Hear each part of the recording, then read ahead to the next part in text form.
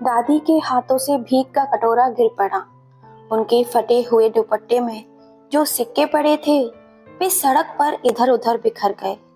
दादू ने कांपते हाथों से अपने चश्मे को ठीक करने की कोशिश की, लेकिन उनका पूरा शरीर कांप रहा था। उनकी ऐसी हालत देखकर चारू सपनों के शहर लंदन में पढ़ाई पूरी करने के बाद डॉक्टर चारू भारत लौटी थी। सालों बाद जब उसने अपनी मिट्टी की खुशबू महसूस की तो दिल में एक अजीब सी सुकून की लहर दौड़ गई। एयरपोर्ट से घर आते समय वो दादा दादी के संग बिताए बचपन के उन लम्हों में खो गई। चारू को बचपन से ही अपने दादा दादी के साथ रहना बहुत पसंद था। दादू दादी उसके लिए सिर्फ उसके रिश्ते भर नाम नहीं थे, बल्कि उसकी पूरी दुनिया थे।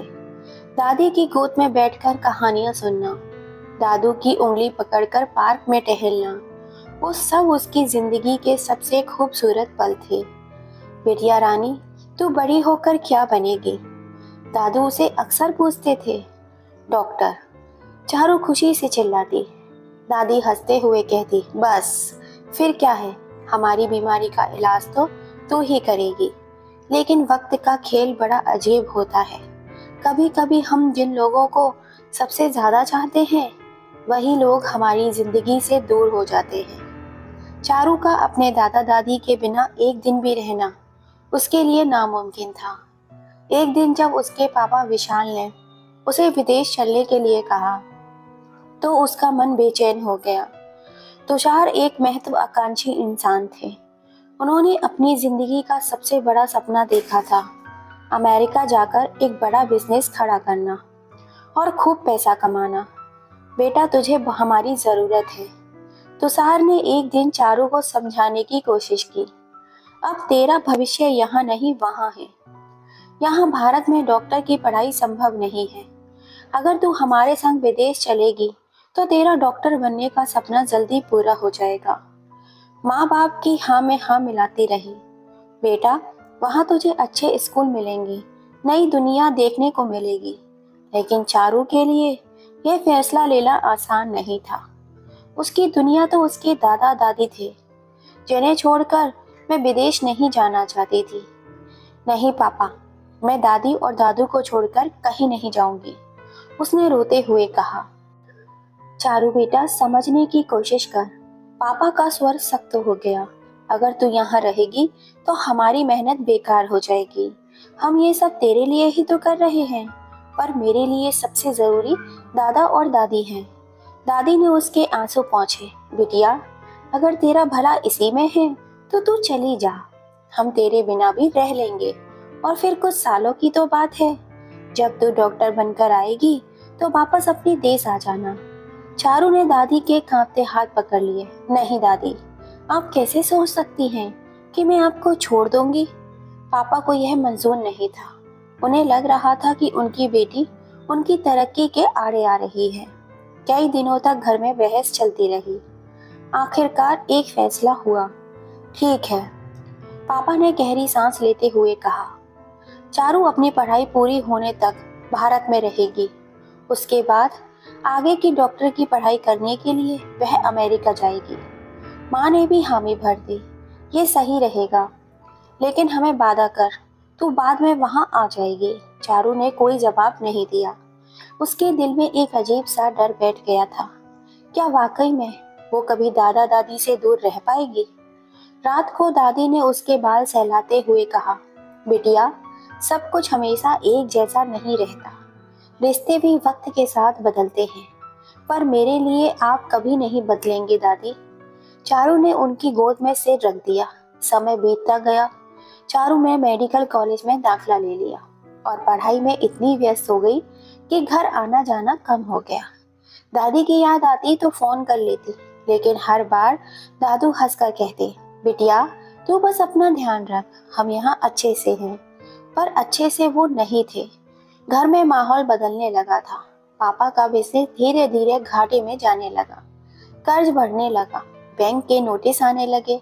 इन सब से परेशान होकर चारू के पापा तुषार अपने देश भारत वापस आ गए। माँ हमेशा परेशान रहती, लेकिन पापा के गुस्से और तनाव के आगे उनकी एक नहीं चलती थी।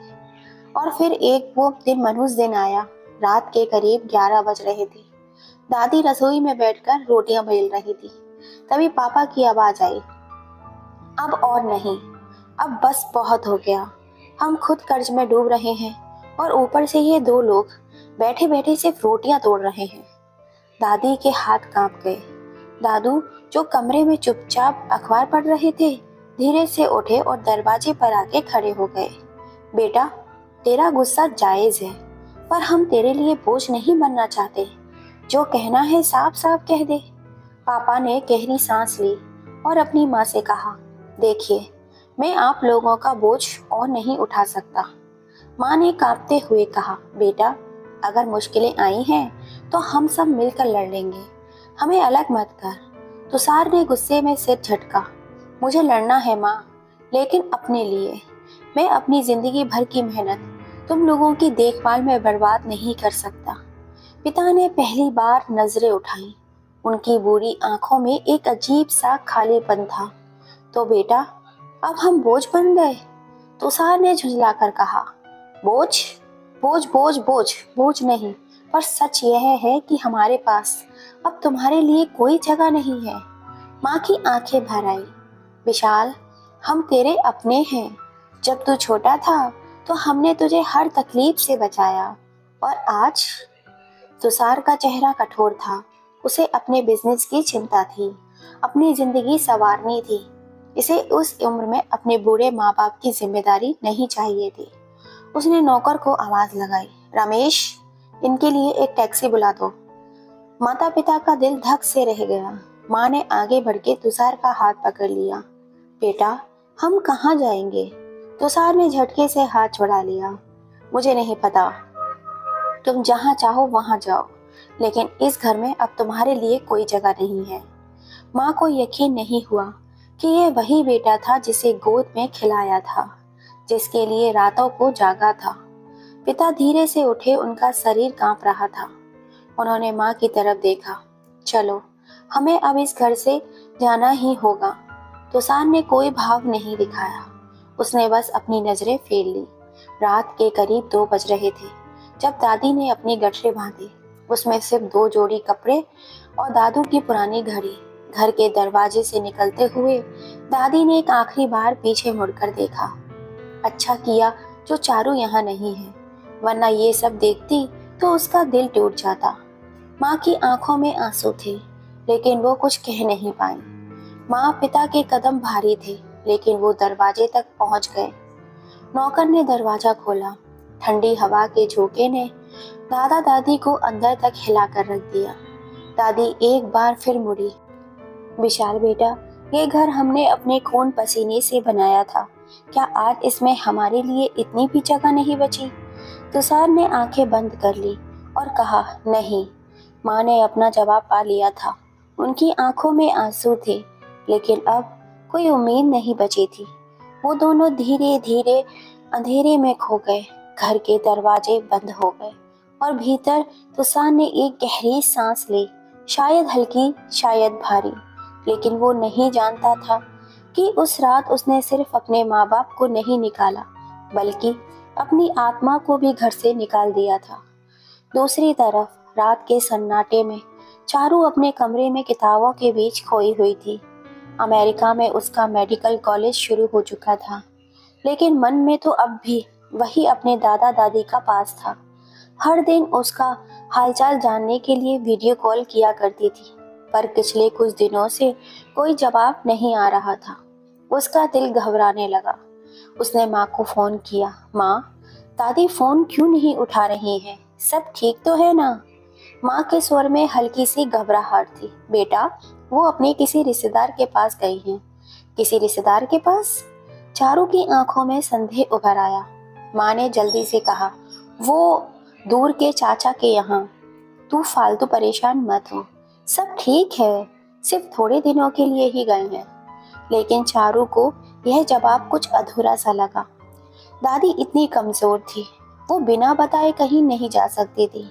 और फिर दादाजी के तो पिछले हफ्ते घुटनों में कितनी तकलीफ शुरू हो गई थी, वो इतनी दूर कैसे जा सकते थे? उसका दिल बेचैन हो गया।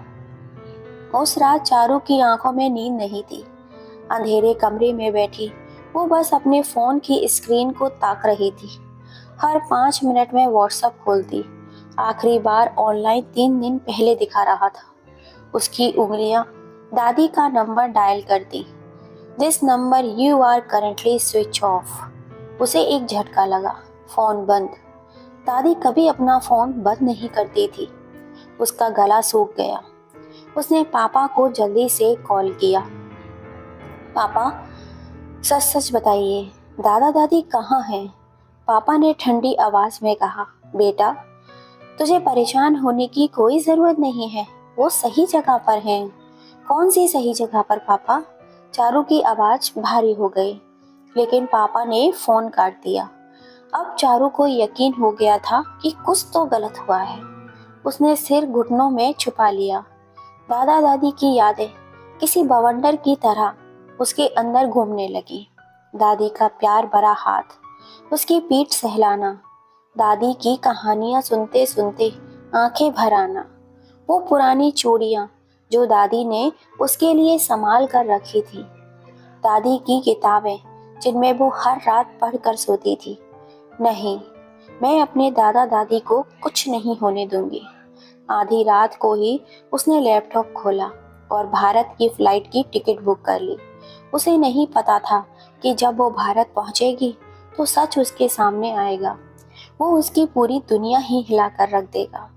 टैक्सी से उतरते ही जैसे ही वो घर के अंदर पहुंचे, दरवाजे पर उसकी माँ मिली। उसे देखकर चौंक गई। चारू, अचानक तूने बताया नहीं? अभी तो तेरी पढ़ाई बाकी है, तू वापस कैसे आ गई? चारू अंदर दाखिल हुई और बिना भूमिका के सीधे सवाल दागा, दादा दादी कहाँ हैं? माँ का चेहरा सफेद पड़ गया। बेटा, मैंने बताया तो था, वो अपने किसी रिश्तेदार के यहाँ गए हैं। चारू की आंखें गुस्से से भर गई। कौन से रिश्तेदार माँ? नाम तो बताइए। तभी पापा भी कमरे से आ गए। चारू ने उन्हें घूरते हुए पूछा, पापा, दादा दादी कहाँ हैं? सच सच बताइए। तुषार ने नजरें चुरा ली। बेटा, तुझे इस सब में उलझने की कोई जरूरत नहीं है। वो जहाँ है खुश है। वो तेरे दूर के चाचा के यहाँ पर गए हैं। वो तेरे दादाजी की तबीयत कुछ ठीक नहीं थी, तो डॉक्टर ने कुछ दिन उन्हें हवा पानी चेंज करने के लिए कहा था। तो बिल्कुल भी चिंता मत कर, कुछ दिनों में मन भर जाएगा तो वापस आ जाएंगे। सिर्फ तू अपनी पढ़ाई पर ध्यान दे। चारू को अपनी पापा की बातों पर विश्वास नहीं हो रहा था, लेकिन उसके पास और कोई दूसरा चारा भी नहीं था। वह सीधा अपने कमरे में चली गई। दूसरे दिन जब सुबह चारू उठी, रविवार की सुबह थी। हल्की ठंडक थी, लेकिन सूरज की किरणें तेज होने लगी थीं। चारू ने अपनी माँ से कहा, माँ, आप मेरे संग बड़े मंदिर चलोगी? अक्सर मैं और दादी वहाँ दर्शन करने के लिए जाया करते थे। थोड़ी देर बाद चारू माँ के साथ मंदिर पहुंची। वह विदेश से लौटी थी, लेकिन मन में एक अजीब सी बेचैनी थी। जैसे ही वह गाड़ी से उतरी, उसके कदम खुद ब खुद ठिठक गए। सामने मंदिर के बाहर कुछ बुजुर्ग लोग बैठे थे, मैले कुचैले कपड़ों में, धूल और गरीबी में लिपटे हुए। कुछ भीख मांग रहे थे, कुछ बस वहां जमीन पर आंखें बंद किए हुए पड़े थे, जैसे जिंदगी से थक चुके हों। चारू की नजर अचानक दो चेहरों पर जा टिकी। एक बूढ़ा आदमी जिसकी आंखें अब धुंधली हो चुकी थी, जिनकी पीठ झुक चुकी थी और कान जिनके हाथ कांप रहे थे। पास ही बैठी एक कमजोर सी औरत, जिसका चेहरा झुर्रियों से भरा हुआ था, जिनकी आंखों में नमी थी और चेहरे पर गहरी उदासी भरी लकीरें उभर आई थी। उनकी आंखें अचानक चारू पर पड़ी। एक पल को सब कुछ ठहर गया। दादू, दादी। चारू के होठ कांप उठे। दादी के हाथों से भीख का कटोरा गिर पड़ा। उनके फटे हुए दुपट्टे में जो सिक्के पड़े थे, वे सड़क पर चारों तरफ बिखर गए। दादू ने कांपते हाथों से अपने चश्मे को ठीक करने की कोशिश की, लेकिन उनका पूरा शरीर कांप रहा था। बेटा, तू। दादी की आवाज इतनी धीमी थी कि जैसे सदियों का दर्द उसमें समा गया हो। चारू की आंखों के सामने अंधेरा छाने लगा। ये कैसे हो सकता है? जिन दादी दादू ने उसे अपनी जान से भी ज्यादा चाहा, वो हर त्याग के लिए तैयार थे, वो आज मंदिर के बाहर भीख मांग रहे थे। जहां इस हालत में उसकी सांसें तेज होने लगी। दादी के होठ कांप रहे थे, आंखों में आंसू थे, लेकिन वे सिर झुकाकर बैठ गई जैसे किसी अपराधी की तरह। दादी, आप बोलती क्यों नहीं? प्लीज प्लीज कुछ तो कहिए। चारू उनके पैरों में बैठ गई। दादू ने धीमे से उसकी ठुड्डी पकड़ी। उनके हाथों की खुदरी उंगलियां में कभी वह प्यार था जो उसे बचपन में थपकियां देकर सुलाता था, पर आज उसमें बस भूख, तकलीफ और लाचारी थी। बेटा, हमें माफ कर दे, हम तुझे परेशान करना नहीं चाहते थे। चारू का दिल फटने लगा। माफ? किस बात के लिए दादू? मुझे माफ करना चाहिए जो इतने साल आपसे दूर रही, पर आप यहाँ क्यों? दादी ने दर्द से अपनी फटी हुई साड़ी को समेटा। उनके होठ कांप रहे थे, जैसे कुछ कहना चाहती थी, पर गले में कोई भारी पत्थर फंस गया था। दादू ने गहरी सांस ली। बेटा, जब तेरा पिता मुश्किल में था तो हम उस पर बोझ नहीं बनना चाहते थे, इसलिए हमने खुद ही घर छोड़ दिया। सोचा कहीं और अपना गुजारा कर लेंगे, पर उम्र के साथ सब कुछ छूटता गया। जो कभी हमारे सपने थे, अपने थे, उन्होंने हमें ठुकरा दिया।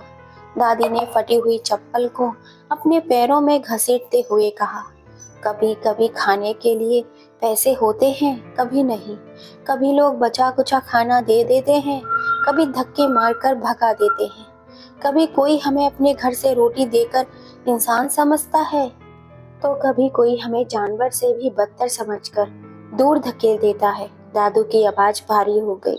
पर सबसे ज्यादा तकलीफ तब होती है जब कोई हमें पहचान लेता है। चारू की आंखों में आंसू गिरने लगे। पहचान लेता है?